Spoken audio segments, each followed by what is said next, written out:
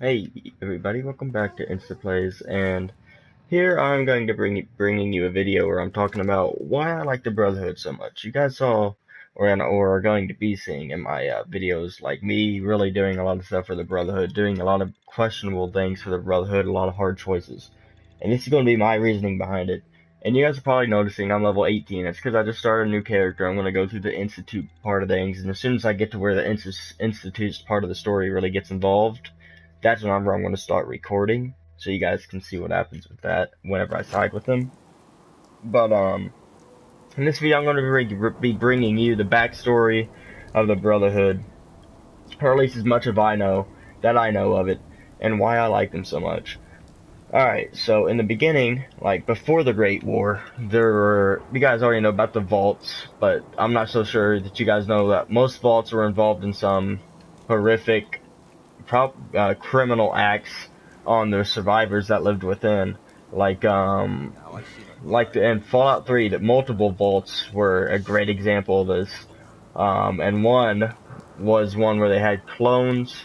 They had cloned one person, and all the clones kind of took over the vault. And they were known as Gary. That was what they were called as with their cloning number, like the number, whichever one they are that they've cloned. But they were them. And this one, of course, they were put into a cryostasis sleep, how do you say that, unknowingly. Um, and that was like part of an experiment to see how people react to that kind of stuff. So that was really another like just horrific crime they performed because they knew the world was going to end.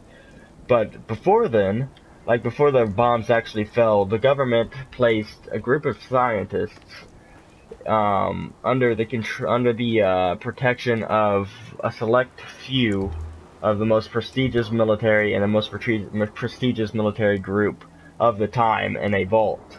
And these scientists were pretty much performing tests, and as you guys have seen in the Fallout games, there are the super mutants. And for those of you who don't know much about them, they're actually not from the radiation. They weren't formed as a result of the bombs dropping and the radiation, the Holocaust, and all that. They were actually formed from this group of scientists. And these scientists, they were pretty much tasked with finding a way to modify human genes to modify. Okay, what was that? That was creepy. But to modify human genes, um, like to where they can withstand the radiation of a nuclear war. And in the end, they made the super mutants, and the super mutants, like they made the FEV, forced evolutionary virus, which is what made people into super mutants. And the military group that was protecting them didn't really know what was going on. They were unaware of what they were protecting these scientists for. And eventually, just through time, and like they were like, hey, we're kind of helping you out here. We want to know what's going on. They found out, like, without really being told by the scientists, without getting any confirmation from the government, what was going on and what they were protecting. And it was actually soldiers that were being tested on, some of their guys. So they felt betrayed by the government, by these scientists. They lined up the scientists, killed them, destroyed everything they could of the FEV, but it wasn't enough. There was, of course, other places with this. And it declared that they annexed from the United States, and they rebelled against the government, and they waited for months for the government to reply, to send a force to end their rebellion, because they didn't think the government would accept such treason, as they didn't see it as treason, but they knew the government would. But the thing is, the bombs have already fell, and they didn't realize that since they were in one of these vaults. The war had already begun, so the government wasn't really worried about them, or if there even was a government left. So they then decided, like, under one leader, I can't exactly remember his name, but it is like an actual name. They had decided that they would leave with all the technology and all the power armor, which you see the Brotherhood walking around in today, all the weapons that they're walking around in, all the stuff. They decided to leave, and become a very powerful group of people. Like, they decided to, rather than leave everything they once had behind and kind of move on to a new life, they decided that they deserved better than that.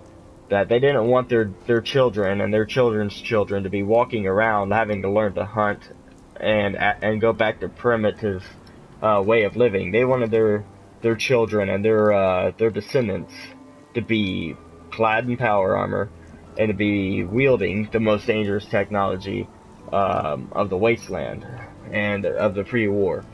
And so they left. They founded the Brotherhood of Steel. And really, if that's just where it kind of goes from there. You guys know a little bit about them. Fallout 3 was a good backstory to a branch of the Brotherhood of Steel. Elder Lyons was the leader in Fallout 3 of the Brotherhood of Steel in the Capital Wasteland, or what was Washington, D.C. And they kind of sent him there on a suicide mission because he had too radical of a view of, hey, I need to help the citizens of the wasteland before before we help ourselves. And the Brotherhood kind of turned away from their old military views. They weren't about protecting themselves. They were about protecting others. They're about protecting themselves and the technology they had. So that kind of changed who they were. And yeah, like, so and they kind of sent him over to the Washington D.C. to quote unquote get artifacts and secure our nation's old capital. It was really, they meant it for it to be a suicide trip, but he got big. The Brotherhood still got real big over there. They got Liberty Prime.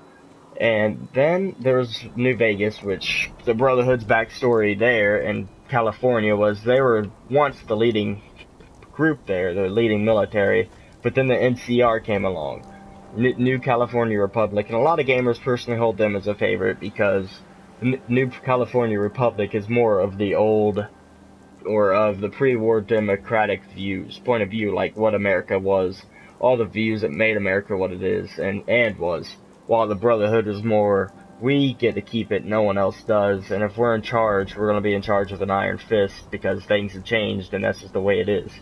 Now, I personally I like the NCR, but I didn't like them as much as the Brotherhood.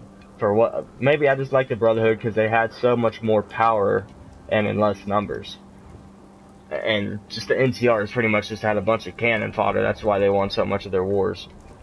But I personally like the Brotherhood just because of their backstory. That they once were the soldiers. They were once soldiers. They weren't just people who were plucked out of the wasteland and said, hey, you're America's new soldiers. They were America's soldiers, and their generation of the people who now lead it in Fallout 4, Fallout 3, Fallout New Vegas are descendants of those soldiers.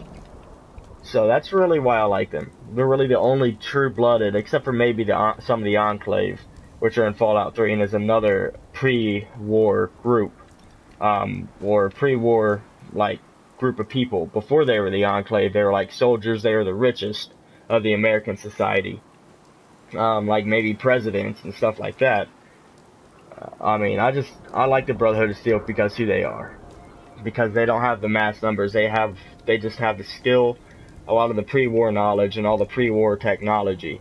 And I just kind of side with them more than anyone. Like right now, I'm trying to side with the Institute, but as soon as I saw the Pridwin go overhead, I really didn't want to join the Institute. Like, it's really hard for me to want to. And the reason why I'm joining the Institute, it seems almost wrong to side against them. And I'm going to spoil it here, because they're going to be in the next couple videos, you're going to see why. Your son is in charge of the Institute. A lot more years have gone by than what you expected. Your son is in charge of the Institute. So, yeah, it didn't seem canon to me that you would go against your son and side with the Brotherhood and destroy the Institute and kill your son in the process.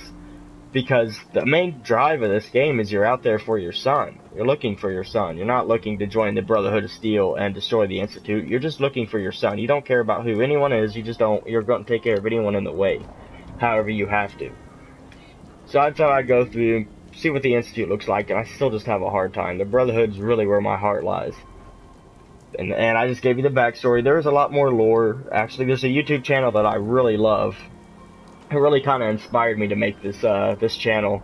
They have a lot, just a lot of the things they do. It kind of inspired me for my content and some of my future content. but they're called Shoddycast. SHODDYCAST. Probably the best Fallout 4 and Fallout and Elder Scrolls like informational page. Like they have so much lore on the Elder Scrolls, so much lore on Fallout 4 on their channel, and it's a lot more professional than mine. It is amazing. Like this isn't professional, me just jumping around. It's amazing, and you guys need to go check them out. A big shout out to them. I probably won't even know, but they're really who drive me, who kind of influence me.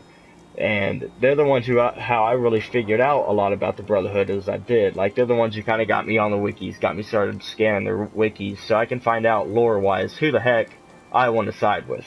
But guys, that's why I like the Brotherhood of Steel. Thanks for joining, and I'll see you in the next video. Hit a like, subscribe, and tell your friends.